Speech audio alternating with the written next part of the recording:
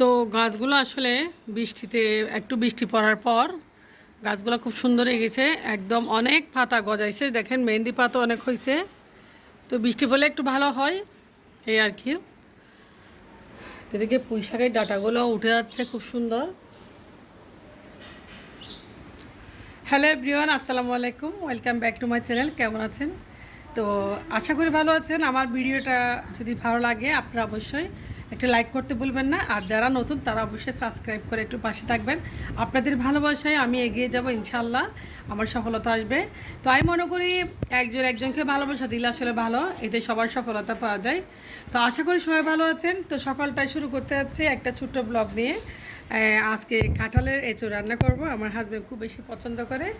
তো সবাই দোয়া করবেন। তো আজকের ব্লগ ভিডিওটা যেন আপনাদের ভালো লাগলে অবশ্যই লাইক করতে ভুলবেন না, কমেন্টস করবেন। তো শুরু করতে যাচ্ছি আজকের ব্লগ। তো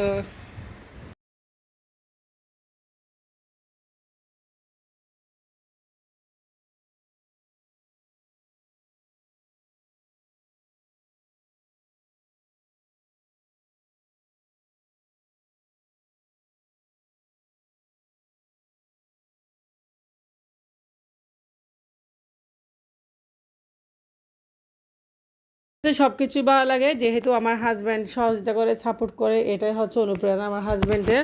তো আমার হাজব্যান্ড সবসময় আমাকে সব কিছু কেটে করে দেয়, এখনও তো কেটে করে দিচ্ছে।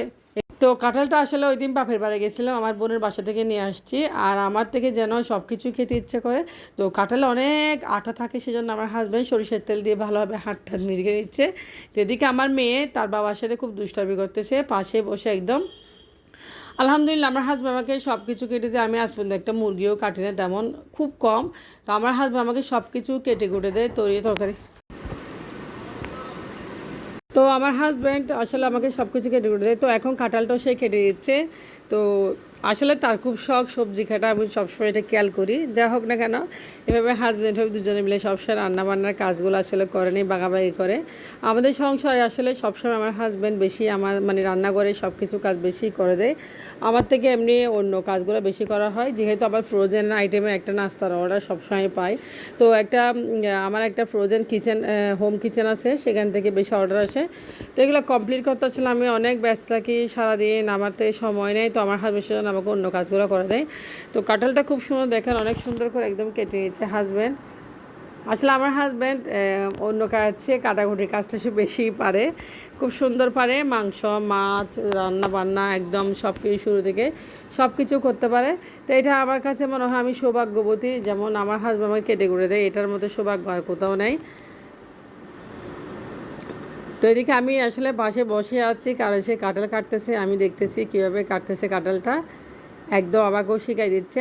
আমি আসলে কাঁচা কাঁঠাল কখনও খাই নাই, এই প্রথম খাবো। আরেকবার খেয়েছিলাম, আমার বোন আমার মেয়ে হওয়ার পর রান্না করছিল আমার বাসায় বিচি দিয়ে। তো কাঁঠালের কুরমাও রান্না করা হয়, কাঁঠাল গরম মশলা দিয়ে রান্না করে অনেক মজা হয়, আমার হাজব্যান্ড খুব বেশি পছন্দ করে।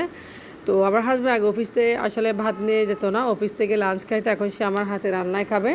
অফিসের লাঞ্চ দেওয়া বন্ধ করে দিয়েছে এই কুরবানির পর থেকে।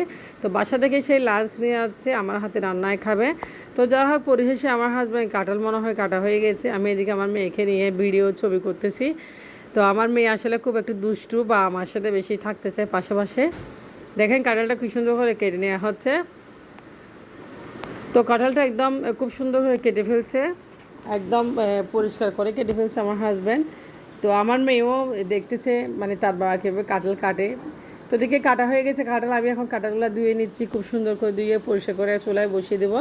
তো আমি যেভাবে সচরাচর রান্না করি ওইভাবে রান্না করবো। কাঁঠালটা আসলে আমি ভালোভাবে ধুয়ে পরিষ্কার করে একটু গরম পানি বা সিদ্ধ করে নেব হলুদ দিয়ে সামান্য পরিমাণ, যাতে কষটা একটু কেটে যায়, ওইভাবে আমি রান্না করব।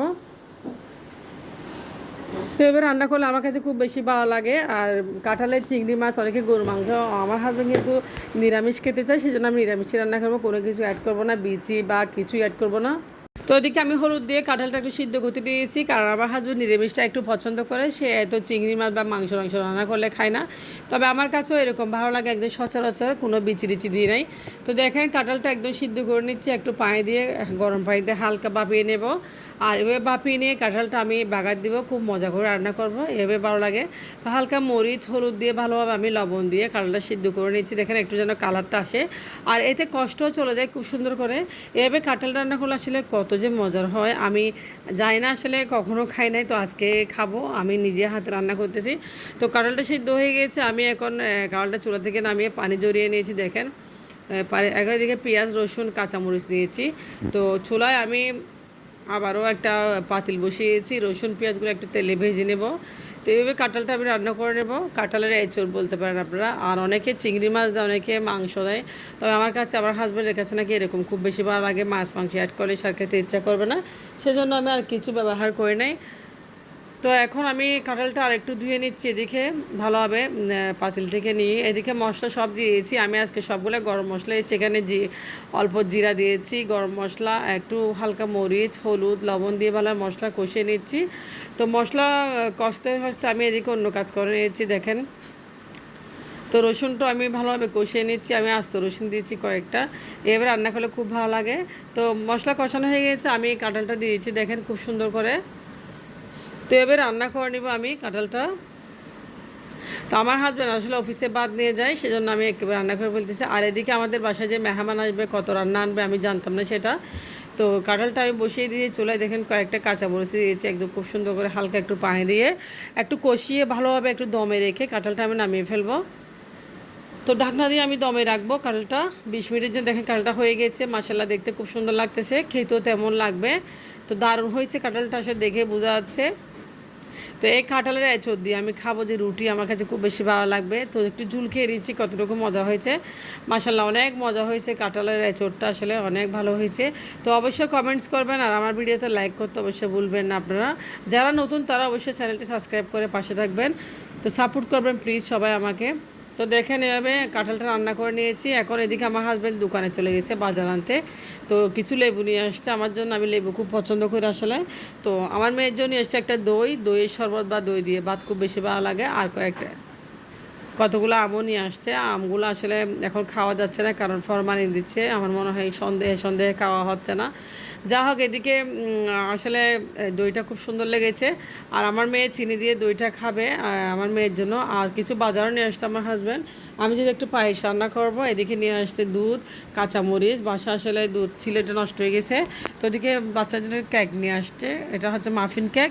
যাই হোক আমি টুকটাক আমার হাজব্যান্ড সয়াবিন তেল চিনি অনেকগুলো বাজার করেছি, এদিকে আটা সংসারে যা যা লাগে সব কিছু উনি কাঁঠালটা কেটে দিয়ে একদম বেরিয়ে আমার জন্য আবার বাজারও নিয়ে আসছে। আসলে সংসারে দুজনেই সমান কাজ করে যাচ্ছে আসলে। অনেকে বলে হাজব্যান্ড বসে বসে বউসুরা কাজ করে, আর আমার ক্ষেত্রে হচ্ছে আমার হাজব্যান্ডও কাজ করে, আমিও কাজ করি।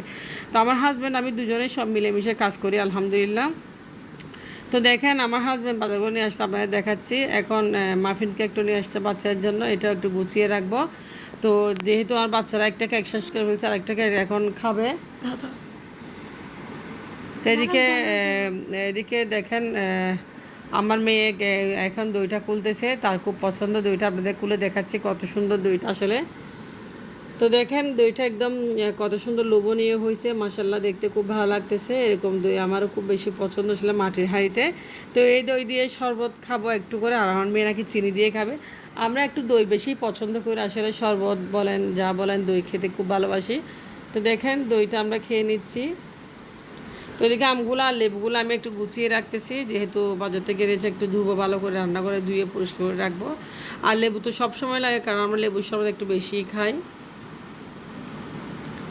তো যা হোক না, এখানে আসলে মোটামুটি সংসারে সকাল থেকে অনেকগুলো কাজ করেছি, আপনার সাথে শেয়ার করেছি।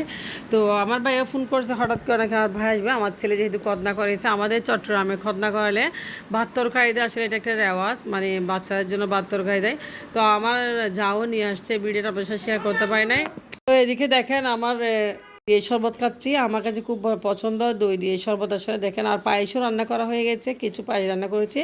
তো মেহমানদের জন্য হুটহাট করে পায়েস এবং দইয়ের শরবত আর বিস্কিট দিয়ে কোনো মতে মেহমানদারি করবো। এদিকে আমার ভাই চলে আসছে, আমার ছেলের জন্য ভাত তরকারি নিয়ে গরু মাংস, মুরগি, তারপর ডিম, সবজি অনেকগুলো রান্না করে নিয়ে আসছে। আসলে আমার ভাইয়া একদম আমার 2 দিনের তরকারি হয়ে গেছে, কোনো রান্না করতে হবে না। এতগুলো তরকারি আনছে, আসলে এগুলো বলার বাইরে, অনেকগুলো তরকারি নিয়ে আসছে। যা হোক, এগুলো আমি একটু গুছিয়ে গাছিয়ে রাখতেছি, একটু পাতলে ঢেলে নেব। আমার বড় ভাই আসলে আমার সবসময় কেয়ার রাখে, উনি কেয়ার করে। তো আবার 4টা ভাই আছে, উনি বেশি কেয়ার করে আসলে। তো এদিকে হয়ে গেছে, এদিকে আমি বাচ্চাদের জন্য রান্না করবো রূপচাঁদা চিনি গুঁড়া চাল, বাচ্চারা চিনি গুঁড়া বা পোলাও রান্না করে দেবো বাচ্চাদের জন্য, বাচ্চারা খুব পছন্দ করবে। পোলাওটা বসিয়ে দিয়েছি একদম অফ ক্যামেরায়, অনেক পোলাওটা কষিয়ে নিচ্ছি। তো সব কিছু আপনার সাথে শেয়ার করতে পারতেছি না আসলে, কারণ ভিডিওটা অনেক বড় হয়ে যাবে। যা হোক না কেন, দেখেন পোলাওটা হয়ে যাচ্ছে, এদিকে আমি ভালোভাবে পোলাওটা নিয়েছি, একটু কষিয়ে নিচ্ছি। তো পোলাও আসলে বাচ্চারা খুব বেশি পছন্দ, যেহেতু নানান ধরনের মুরগির মাংস, আমি আজকে কালো পোলাও রান্না করেছি, গরুর মাংস আছে। তো বাচ্চারা খুব বেশি পছন্দ করে পোলাওটা রান্না করে দিচ্ছি। তো পোলাওটা বসিয়ে দিচ্ছি, প্রায় হয়ে গেছে এদিকে।